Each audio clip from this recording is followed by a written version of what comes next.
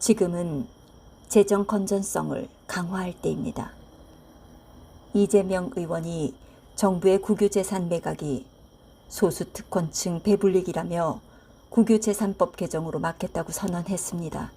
이런 식이라면 대선에 패배한 분이 승복하지 못하고 다수당 안에 별도의 정부를 세우겠다는 뜻으로 해석할 수밖에 없습니다. 지난 정권에서 국가 채무의 규모와 증가 속도가 위험 수준에 이르렀다는 것은 부인할 수 없습니다. 코로나19 국면에서 재난지원금 지급은 필요했던 사안이었습니다. 그러나 코로나19 이전부터 세금으로 초단기 알바를 만들어 고용률이 높아진 것 같은 착시 현상을 만들어내고 코로나19 사태 때는 피해를 입은 당사자들에게 집중 지원하는 방식이 아니라 전국민 재난지원금과 같은 형태로 정책의 효과를 반감시킨 것이 비효율적인 재정 확대 정책으로 이어졌습니다. 그 결과 올해 국가 채무는 1,100조 원에 달할 전망입니다.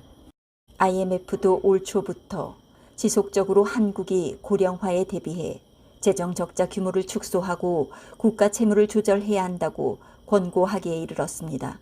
이런 상황에서 정부가 재정 준칙 마련, 조세 개편, 국유재산 매각 등을 통해 재정 건전성을 강화하려는 것은 당연하고도 합리적 조치입니다.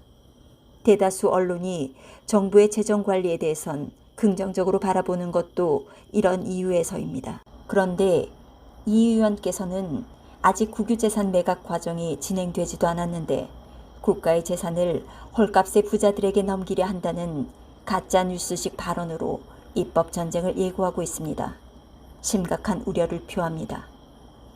대장동 개발이야말로 소수 민간의 배를 불린 대표적인 산업인데 이런 말씀을 하실 자격이 있는지 의문입니다. 차라리 매각 과정을 엄격하게 감시해서 우려 요인을 해소하겠다고 밝히셨다면 국가 미래를 위해서 여당과의 토론과 협력이 가능하지 않겠습니까?